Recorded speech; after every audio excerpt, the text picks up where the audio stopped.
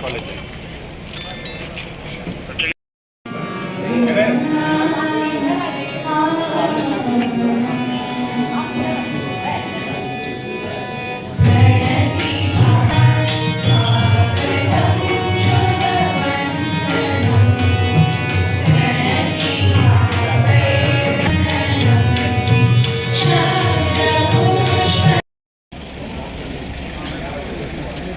Press व media के साथियों, आज हम बाबा वैद्यनाथ की धरा में हम लोग यहाँ पर उपस्थित हैं। मैं बाबा वैद्यनाथ जी को प्रणाम करते हुए अपनी बात का प्रारंभ करता हूँ। विश्व प्रसिद्ध धार्मिक स्थल बाबा नगरी देवघर के इग्नू स्टडी सेंटर का उद्घाटन करते हुए मुझे अपार हर्ष हो रहा है। इग्नू स्टडी सेंटर की यहाँ स्थापना के लिए मैं श्री कृष्णानंद झा जी, अध्यक्ष हिंदी विद्यापीठ बीएड कॉलेज को हार्दिक बधाई देता हूँ। हर्ष है कि इस सुंदर परिसर में इग्नू स्टडी सेंटर का शुभारंभ हो रहा है, जो शैक्षणिक उन्नयन की दिशा में महत्वपूर्ण है। यहाँ इग्नू के सेंटर की स्थापना होने से न केवल देवघर के विद्यार्थियों को बल्कि पूरे संथाल परगना क्षेत्र के विद्यार्थियों को लाभ होगा। यह एक ऐसी यूनिवर्सिटी है जो हर श्रेणी के लोगों को शिक्षा प्राप्त करने का अवसर प्रदान करता है। यह विश्वविद्यालय विशेषकर ऐसे लोगों के लिए उपयोगी है जो किसी कारणवश नियमित रूप से शिक्षण संस्थान पढ़ने के लिए नहीं जा सकते। आज इग्नू का इस देश का शिक्षा में महत्वपूर्ण योगदान है। ओपन व दूरस्थ शिक्षा के क्षेत्र में इसने एक विशिष्ट पहचान बनाई है।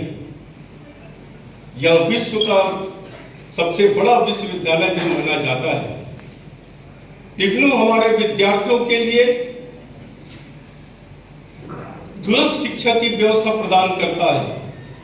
इसका लाभ सुदूरवर्ती क्षेत्र में रहने वाले लोग भी उठा सकते हैं। ऐसे बहुत से लोग होते हैं जिनकी ऐसी परिस्थितियां उत्पन्न हो जाती है कि वे शिक्षा पूरी नहीं कर पाते। ऐसे विद्यार्थी जब समय बीत जाने के बाद फिर शिक्षा ग्रहण करने की सोचते हैं तो इस परिप्रेक्ष्य में इग्नू अत्यंत लाभकारी है। इग्नू को दुनिया का ज्ञान विज्ञान का एक प्रमुख केंद्र बनाना चाहिए और वंचितों तक पहुंचने के लिए प्रौद्योगिकी का लाभ उठाना चाहिए।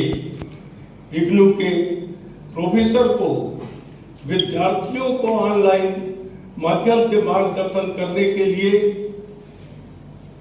प्रयत्नशील रहना चाहिए। इस विद्यालय में नामांकन के लिए कोई उम्र सीमा भी निर्धारित नहीं है।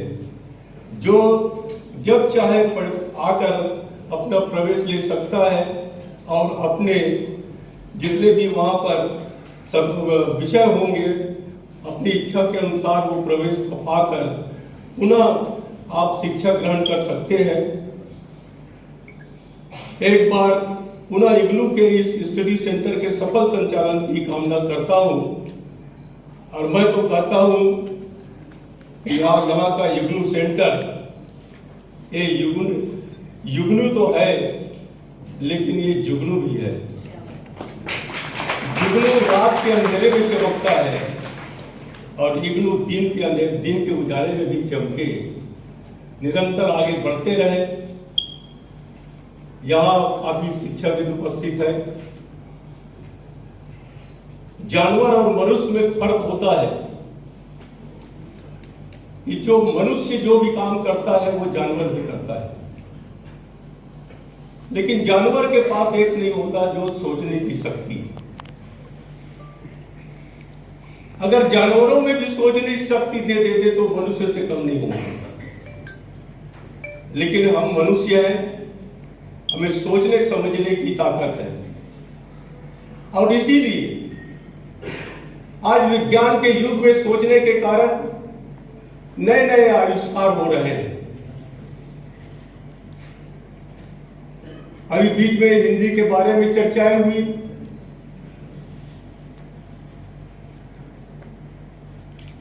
यहाँ हिंदी के माध्यम और यहाँ हिंदी को बढ़ावा देने के लिए बहुत प्रयास किया गया।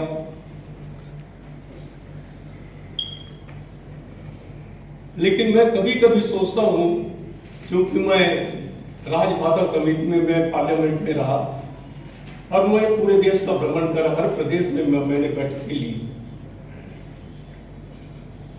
हमारी मातृभाषा हिंदी है, राष्ट्रभाषा हिंदी है।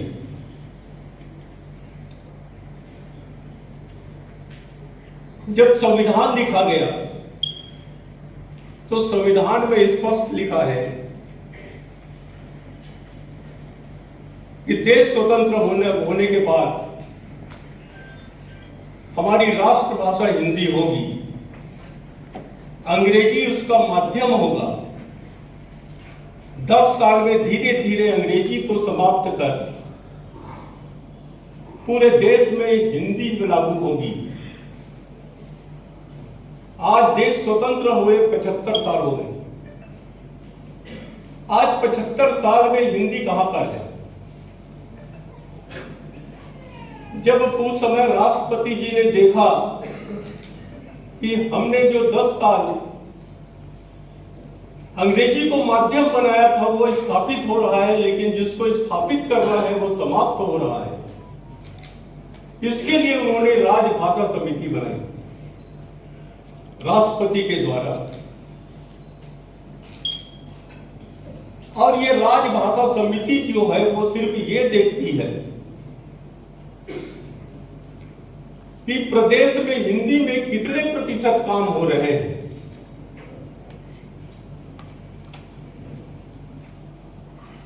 अब पत्राचार हो चाहे जो भी हो, वो सारे को आकलन करते हैं, निकालते हैं कि इस प्रदेश में हिंदी में इतना काम हो रहा है। लेकिन आपको आश्चर्य होगा कि दिल्ली जैसे हिंदी भाषा प्रदेश, उत्तर पूर्वी भारत में हिंदी में काम कम हो रहे हैं, तमिलनाडु में 100% हो रहा है। अगर हम विभाग के अनुसार ले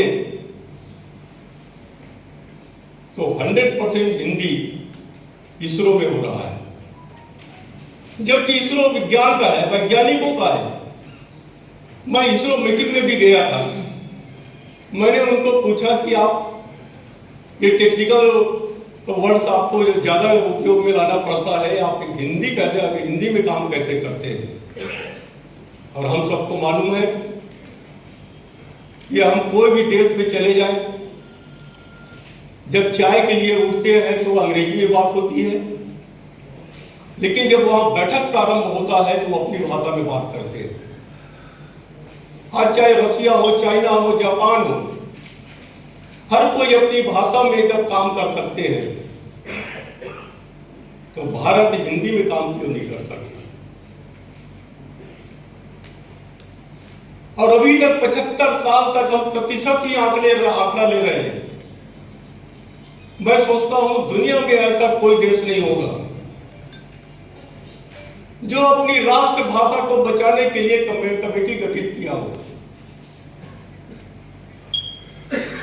जब तक हमारे अंदर राष्ट्रीय भावना